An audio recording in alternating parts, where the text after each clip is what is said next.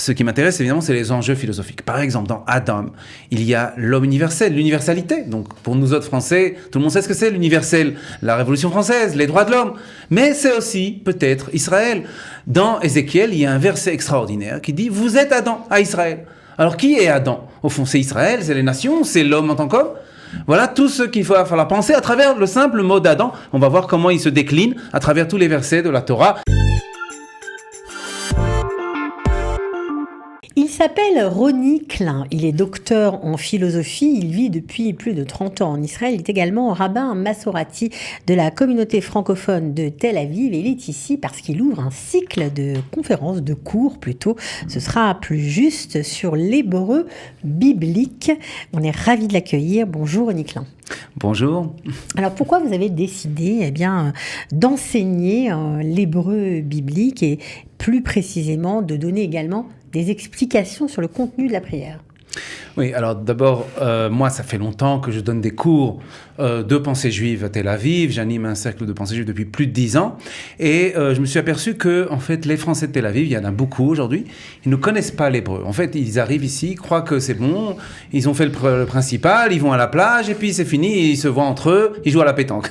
Non, ce que je vais expliquer, c'est qu'en fait, c'est maintenant que ça commence. C'est qu'une fois qu'on est venu ici, c'est bien, mais il faut revenir non pas seulement sur la terre d'Israël, mais à soi-même. Et revenir à soi-même, comme je le dis, c'est revenir au texte, revenir aux sources, revenir à l'hébreu.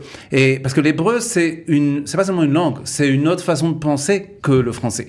Et donc, il faut rentrer dans l'hébreu, dans la structure de cette langue magique, extraordinaire, pour comprendre qui nous sommes en tant que juifs. Donc revenir à nous-mêmes, c'est revenir à l'hébreu, revenir à cette langue, et c'est à travers l'étude de cette langue, et encore une fois, c'est ouvert à tous, même aux débutants, à ceux qui ne connaissent presque rien. On n'a pas besoin d'avoir des bases. Non, on absolument peut venir pas. Sans rien. Absolument. Et quand on vient, simplement, il faut s'immerger dans cette langue pour comprendre, voilà, comment, de quoi est faite notre tradition. Alors, quand on lit hébreu, on se dit, on va apprendre l'hébreu biblique. Quand on n'a aucune notion d'hébreu, on se dit, alors là, c'est pas du tout pour moi. C'est déjà bien compliqué l'hébreu moderne, l'hébreu biblique. Je vais être largué. C'est pas pour moi. C'est une mauvaise réaction.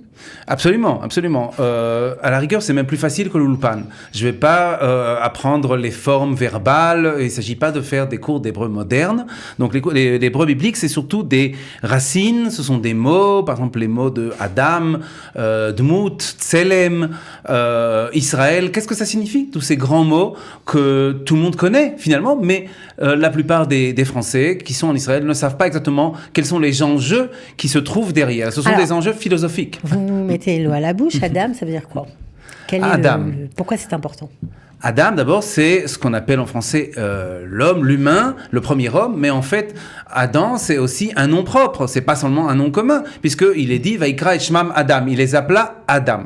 Donc Adam, c'est un nom propre. Qu'est-ce que ça signifie? Dans Adam, il y a Dam, il y a le sang, il y a Adama, il y a la terre, par exemple, il y a Adamé, je ressemblerai. Donc, il y a beaucoup de choses dans Adam, et on voit qu'on va jouer, ça sera l'objet de mon premier cours, avec ce mot, simplement pour essayer de comprendre tous les enjeux de ce mot. Par exemple, dans Adam, il y a déjà la liberté, puisque Adam peut être à la fois le sang, le meurtre, ou alors Adamé la Elion, je ressemblerai au Très-Haut, la ressemblance au Très-Haut. Donc on voit déjà qu'à travers le mot même d'Adam, on a énormément de possibilités de penser, simplement. Et c'est ça qui est le propre de l'hébreu, c'est que la pensée se trouve à même le langage, à même les signifiants eux-mêmes, à même vraiment les mots les plus simples. Alors c'est pas simplement, là on le comprend, puisque vous êtes quand même docteur en philosophie, pour décortiquer la langue, mais surtout pour arriver au message philosophique qui se cache dans l'hébreu biblique. Bien sûr, vous l'avez rappelé, je suis docteur en philosophie. Ce qui m'intéresse, évidemment, c'est les enjeux philosophiques. Par exemple, dans Adam, il y a l'homme universel, l'universalité. Donc, pour nous autres Français, tout le monde sait ce que c'est l'universel. La Révolution française, les droits de l'homme. Mais c'est aussi, peut-être, Israël. Dans Ézéchiel, il y a un verset extraordinaire qui dit « Vous êtes Adam à Israël ». Alors, qui est Adam? Au fond, c'est Israël, c'est les nations, c'est l'homme en tant qu'homme. Voilà tout ce qu'il va falloir penser à travers le simple mot d'Adam. On va voir comment il se décline à travers tous les versets de la Torah, les commentaires évidemment qui se trouvent, qui accompagnent les versets de la Torah. Un cycle assez long quand même, puisqu'il y a plusieurs rencontres. Il y a une rencontre qui a déjà eu lieu, mais il reste le 9 septembre, le 16 septembre, le 23 septembre et le 30 septembre. C'est long pour détailler toutes ces notions ou c'est tout juste? Ah, c'est tout juste. C'est tout juste. C'est en fait pour...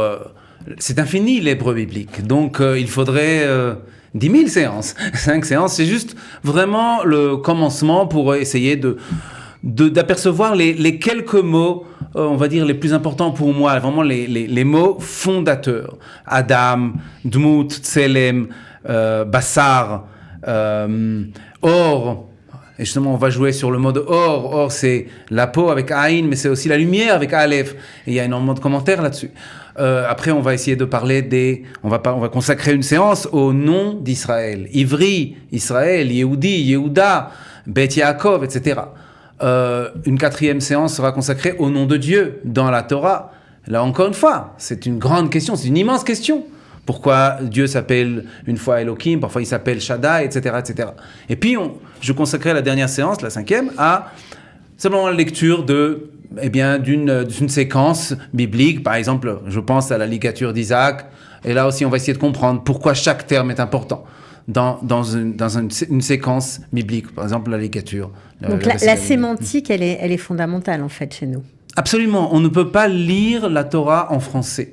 C'est-à-dire, bien sûr qu'on peut le faire, mais encore une fois, on ne comprend pas l'essentiel, on passe à côté de l'essentiel quand on lit la Torah en français, ou en anglais, ou en russe, ou en allemand. Non, il faut le lire dans l'original hébreu, et c'est là où on voit que soudain, ça va se dévoiler. Tous les enjeux vont se dévoiler à travers l'hébreu même, donc la langue originale du texte. Donc, alors, ce qui est extra aussi, et ça vous allez nous expliquer pourquoi vous avez décidé d'approfondir ce côté-là dans ce cours-là, c'est des explications concernant la prière, expliquer les mots de la prière. C'est toujours pour la même raison, parce que les Français ne connaissent pas l'hébreu? Bien sûr, beaucoup de Français connaissent les mots de la prière, mais ne connaissent pas leur sens. Ils savent les réciter. Ils prient très bien, parfois même par cœur. Oui, par cœur, exactement, mais ils ne connaissent pas le sens, alors ils disent effectivement par cœur, comme on leur a appris au Talmud Torah, mais il vaut mieux quand même savoir ce qu'on dit. Mais alors, alors, ils ne connaissent pas le sens, oui et non, parce que quand même, certains ont lu la traduction, donc ils connaissent la traduction, certes, mais est-ce que ça suffit? Non, ça suffit pas. Il faut connaître encore une fois chaque mot de l'intérieur, savoir quel est son sens, quelle est sa racine, etc. Donc on va vraiment, par exemple, on va apprendre le premier paragraphe du Shema Israël, la Amida, Aleinu le Shabbat, les prières du matin, les Birkot HaShachar. On va essayer de comprendre chaque fois quel est le sens de chaque prière, de chaque bénédiction. Et ça, c'est quelque chose de fondamental pour tout juif qui veut, apprendre à prier, pas seulement à réciter, mais à comprendre le sens de ce qu'il dit quand il prie. Donc c'est absolument essentiel. À faire un avec le texte, vraiment. Bien sûr, bien sûr. Vraiment aligné avec ce texte-là. C'est absolument essentiel. Bon, alors c'est pour tout le monde, ça vous l'avez dit, pour les grands, les petits, ou c'est seulement pour les adultes? Plutôt pour les adultes? Oui, en général, c'est plutôt les adultes qui viennent à ces cours, mais enfin, de manière générale, en principe, c'est ouvert à tous, bien sûr, à toutes et à tous, tout niveau, et peu importe leur degré de croyance ou de pratique, encore une fois. Il ne s'agit pas de se dire, moi je ne suis pas, ça aussi c'est un peu une idée reçue, je ne suis pas religieux, je ne suis pas pratiquant, donc ce n'est pas pour moi. Non, le juif doit d'abord étudier. Après, la question de la pratique, c'est son affaire. Mais sa mitzvah, c'est d'étudier, de connaître, de comprendre l'hébreu, de comprendre la Torah, d'étudier la Torah. Encore une fois, donc je ne demande pas aux gens qu'est-ce que vous faites le Shabbat, qu'est-ce que vous faites en termes de cache-route. C'est pas votre propos. Non, pas du tout. Ok, donc ça c'est intéressant, important à savoir. Alors, est-ce que les cours que vous donnez sont des études sur texte ou c'est vous qui parlez tout simplement? Est-ce que chacun a un texte devant lui ou pas? Comment ça se passe? Alors, pour les cours d'hébreu biblique en septembre, ça sera avec un tableau, j'expliquerai au tableau vraiment, donc il y aura aussi des cours, des textes distribués, mais il y aura un tableau, c'est très important, et j'expliquerai sur le tableau les racines et comment ça se décline.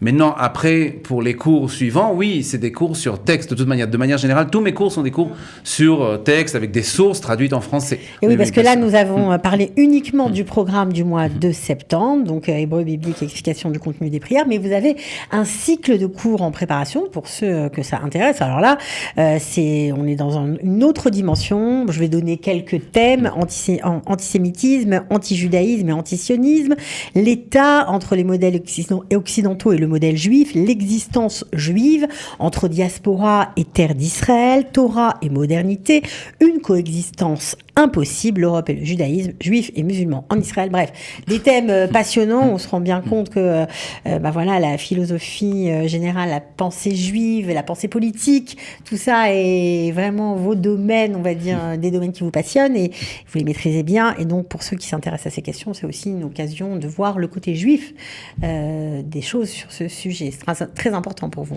Bien sûr, bien sûr. Et voilà, tout le monde parle de l'actualité, mais on en reste souvent à la superficie des choses. Moi, ce qui m'intéresse, vous avez vu que c'est des sujets qui sont toujours en prise sur l'actualité, sur notre réalité, vraiment la plus quotidienne, mais il faut approfondir pour comprendre ce que c'est que l'antisémitisme. Il ne suffit pas de regarder un journal télévisé. Non, il faut étudier les textes.